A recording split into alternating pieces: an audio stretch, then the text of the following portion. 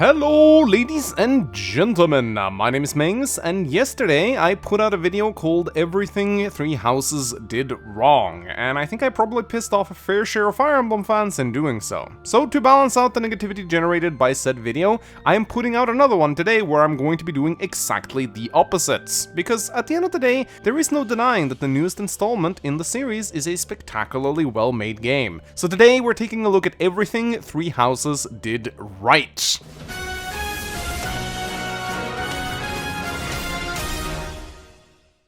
The story is pretty good.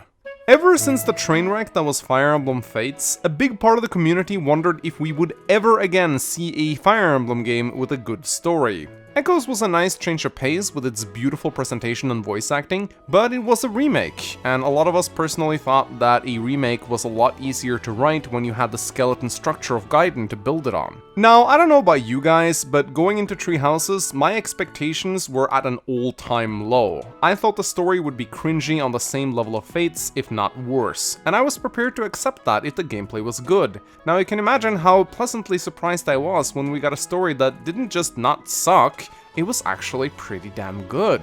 World building, an actual map, politics and schemes, a rich history, different cultures for the various nations, relationships between the countries, kings, queens, nobles and commoners. Fódlan feels like a real world, one you can sink your teeth into. Just the fact that they included an optional library at the monastery where you could read about the various historic events of Fódlan showed me that the developers really cared about the story of this game. Now, I'm not going to stand here and say that Three Houses is without faults when it comes to its presentation. I still don't think it measures up to titans such as Genealogy of the Holy War when it comes to storytelling, but it is absolutely up there with the better games in the franchise, and that deserves a lot of praise. Three Houses showed us that a modern Fire Emblem game can still have a solid story, and that's a big relief that makes me very optimistic for the future.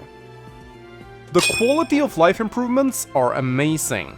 While things like skippable enemy faces and animations are not something unique to Three Houses, as many of these features were introduced as early as Shadow Dragon, I have to give this game credit for some pretty groundbreaking new features. One new aspect in particular, which are the red aggro lines displaying the AI's intended targets, have completely changed the way I play Fire Emblem. Gone are the days of counting tiles one by one and hovering over each enemy to figure out their range. Now you can simply move the cursor over wherever you want your units to move, and the red lines will let you know whether or not it's safe. Whenever I go back to the older Fire Emblem games, this is one of the features I find myself missing the most. I also love how the enemy ranges updates in real time on the map as I move units around, without forcing me to finalize a move before showing me the updated range. I cannot stress how incredibly helpful this is when trying to figure out a proper strategy, and combined, these two features have probably saved me hours of gameplay that would otherwise be spent counting tiles. I absolutely love these two features, and I hope to see them be part of every Fire Emblem game from now on.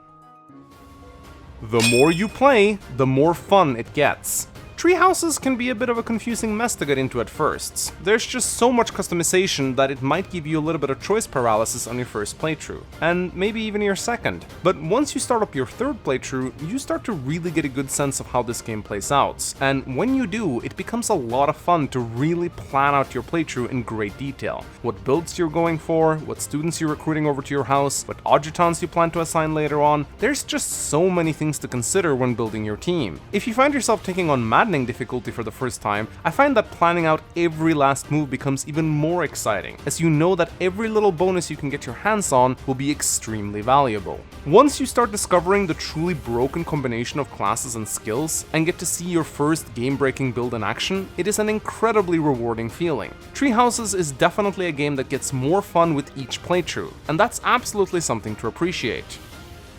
The customization is off the charts.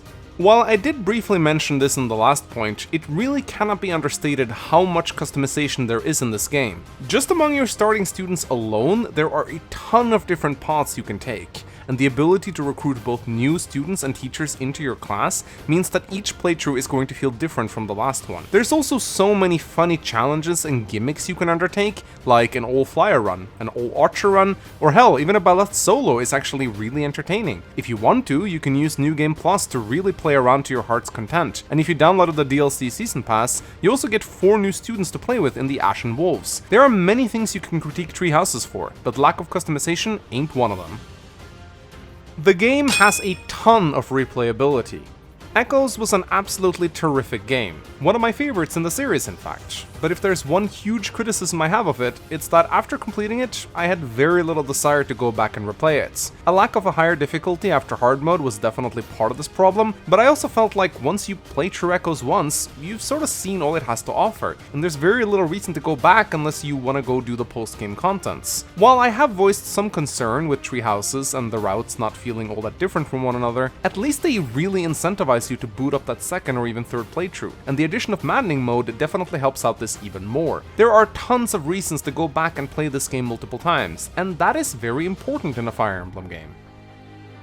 The students are all memorable.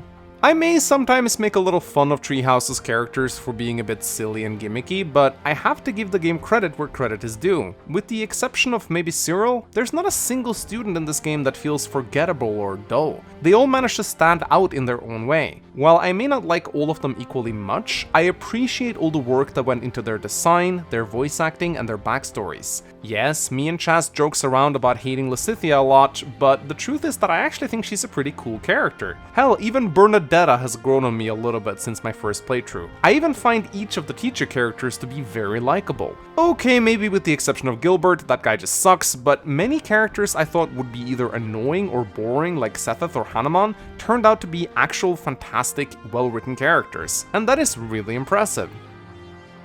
The fan service is extremely tasteful.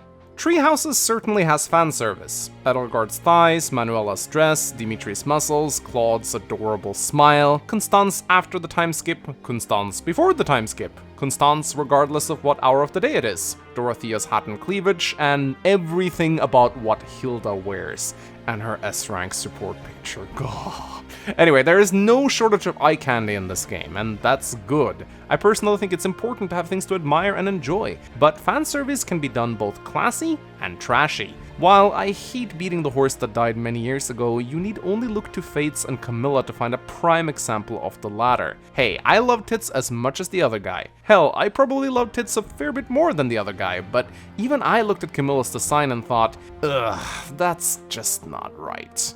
Treehouses pulls off its fanservice with elegance and grace. I could happily play this game in public without ever looking over my shoulder. Hell, I'd feel comfortable playing this in front of my grandmother. That's how classy this game is. And despite this, Treehouses has given us tons of amazing waifus and husbandos, and I am extremely grateful for it. Classy fanservice is the best fanservice in my opinion, and if I'm ever in the mood for some Rule 34, I know where to find it. The voice actors are truly fantastic. Shadows of Valentia showed us what a fully voice-acted game can do to the narrative and presentation of a Fire Emblem game, and I am very glad to see that Treehouses took this to an entirely new level. I obviously can't speak much for the Japanese voice actors in this video because I never played Treehouses in its original language, but I'm sure they did a wonderful job as well. For me, however, the praise has to go to the English voices, because those are the ones I have experienced myself. Now, not only is the voice acting of Treehouses fantastic, but the voice actors themselves have gotten involved in the community in a way that is incredibly heartwarming to see, responding to or even voice acting certain memes that have popped up in the community. And some of them are even streaming Treehouses on Twitch, and even raiding some of the other content creators from time to time. When the Smash community poured salt all over the internet when Ballette got announced, many of the voice actors came together to sing various alterations of Ho's Mad, and there's so many other wonderful examples out there. I think it's really awesome to see so many of the voice actors taking part of the community and joining the fans in our love for Fire Emblem, and I hope this tradition continues with Fire Emblem 17. The monastery has a great atmosphere.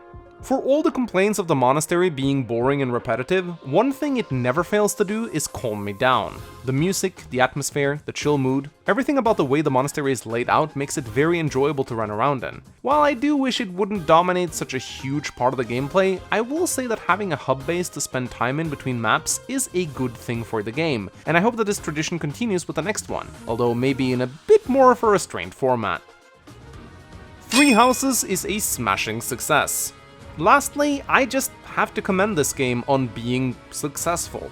Not only did it recently get the Game Awards for Best Strategy Game, but its sales have now even exceeded the two titans that are Fire Emblem Fates and Awakening. Because of the insane revenue generated by this game, Intelligent Systems have actually expanded their team greatly, meaning that another Fire Emblem game coming out in the near future is pretty much guaranteed. Even if you personally dislike tree houses, you have to be happy about its blazing success, as they can only mean good things for the franchise to come. I'm personally very excited to know that even after 16 games, the industry still shows no signs of stopping, and that is freaking awesome.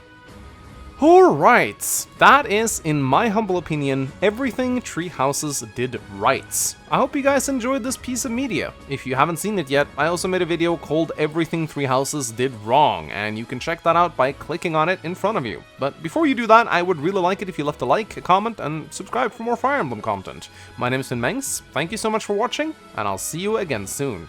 Bye bye.